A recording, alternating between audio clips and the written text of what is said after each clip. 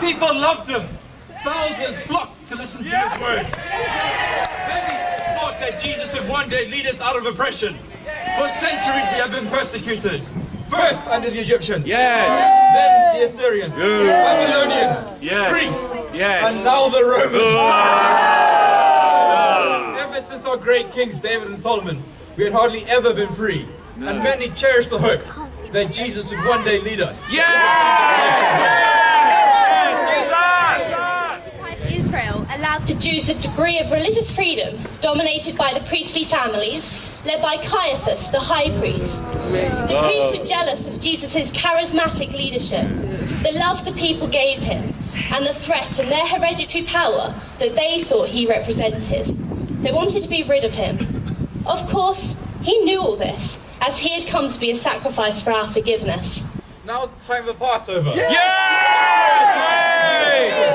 Celebrating their escape from Egypt over a millennium before. Yes! Jesus has entered Jerusalem, not on the dashing white charger of the conqueror we wish for, but leading a humble creature of peace.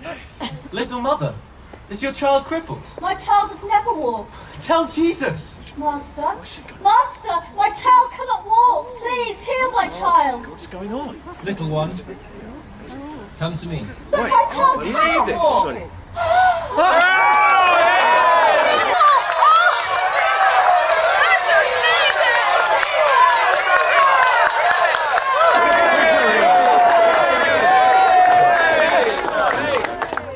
Your faith has healed your child. Yes! Master, have pity on me. If you're willing, you can make me clean. I am willing. Be clean. I'm cured! Look at me, I'm clean! I'm cured! Tell no one of this, but show yourself to your priest and get a certificate of cleanliness. Then go and join your people again.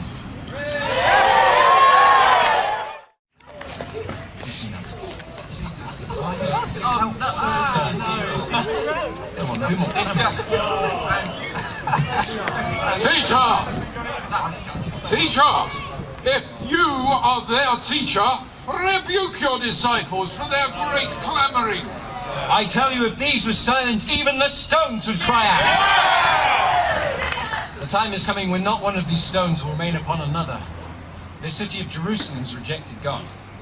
As soon as Jesus entered Jerusalem, he made straight for the temple, a place where people flocked seeking salvation, but now turned into a marketplace by the priestly families, where they sold sacrifices to the people, doves to the poor, lambs, rams, and oxen to the rich. The priests jealously guarded their profits, and even minted the money the people had to use. They wanted nobody to disturb their lucrative business and upset the traditional patterns of their lives. They were born into the line of priesthood, and they wanted to preserve it. So, this is how you treat my father's house? How can this be? Does the law permit it? Do the scriptures say trade in the temple?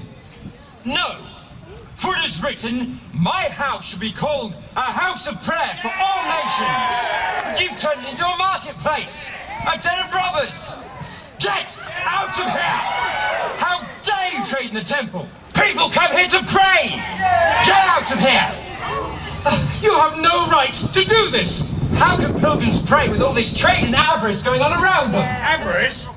But it is lawful for the people to buy sacrifices for slaughter. It's traditional. Not in my father's house. Here dwells the Spirit of God. Yeah! Go outside if you want to trade. Jesus isn't afraid of the priest. No! It's not right that we should have to pay so much money to That's right. Ask Jesus for a sign that he can do this. Yes. It's awful. A sign. Show them a sign. Hosanna to the Son of David. Yes. Do you hear what these children are saying? Have you not heard that out of the mouths of babes and children comes forth praise? Yeah. My house shall be called a house of prayer for all nations. Whose authority do you do these things? Who gave you permission? I will ask you one question. Answer me, and I will tell you by what authority I do these things. John's baptism. Was it from heaven or from men? Oh, very good. Great question. Yes. Very. That's Foxton. That's Foxton. Yes. We say from men, the people. Jesus. Yes. Well said. Absolutely. Yeah. Good question. Tell me. We had better let it go. Tell me! Unfortunate, foolish again. We don't know. Then neither will I tell you by what authority I do these things. Yes. Well said. I will tell you a story. Oh. There was once a man who planted a beautiful vineyard, constructed a wall around it, made a wine press and a water tower in the centre. And when all was finished, he rented out to some farmers and went away for a long time. At harvest time, he sent a servant to the tenants so that they would give him some of the fruit of the vineyard. They would. But when they saw him, they beat him and sent him away empty-handed. So he sent another servant, and this one they also beat and sent away empty-handed. So he sent a third, and this one they wounded and drove him out of the vineyard. That's the meaning of this. So the owner asked himself, what should I do? I will send my son, whom I love. They will respect him. But when they saw him, they talked the matter over and said, this is the heir. Let's kill him, and the inheritance will be ours. So they threw him out and killed him. What then will the owner do? He will come and he will kill those tenants and give the vineyard to others. But Master, if the landowner is God our Father in heaven, this can never be. Man would never kill his son. And what is the meaning of that which is written? The stone the builders rejected became the cornerstone, and those upon whom it falls will be crushed. What does that mean? And I tell you this, destroy this temple, and I will rebuild it in 3 days. 3 days? I go now with my disciples. I want you to know that everything that was written by the prophets about the Son of Man will be fulfilled. He'll be handed over to the Gentiles. They will mock him, insult him, spit on him, flog him, and crucify him. Yet on the 3rd day he will be raised up.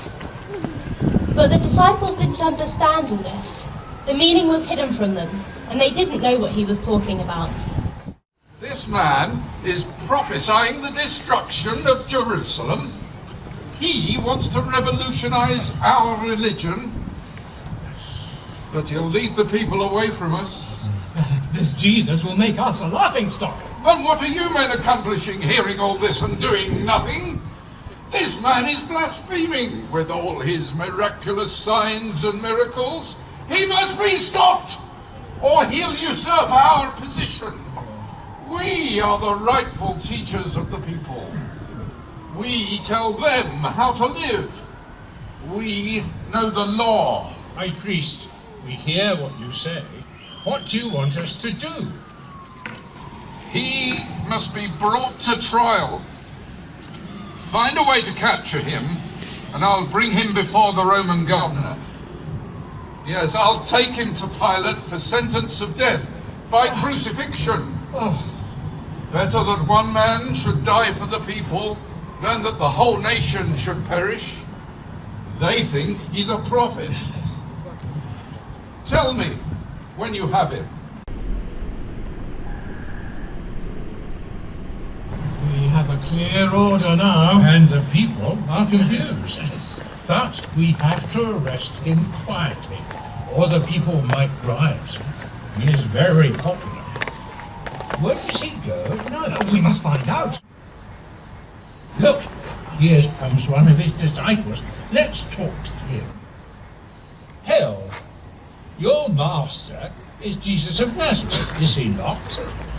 No one is my master but myself. And who is your master? Caiaphas, high priest of the Jews. This Jesus who has done all this. The people are calling him the King of Israel. That is dangerous and could lead to war. The Romans would put down a popular champion. They have legions of men, swords, spears, and engines of war. What chance would we have against them? What chance would anyone have? There would be much bloodshed and grief. But your eyes are open, friend. You can see all this. You can see the folly of all this king-making. But why is Caiaphas so frightened of Jesus? Why does he not haul him before the law? We can't get near him alone. Wherever he goes, the mob surrounds him.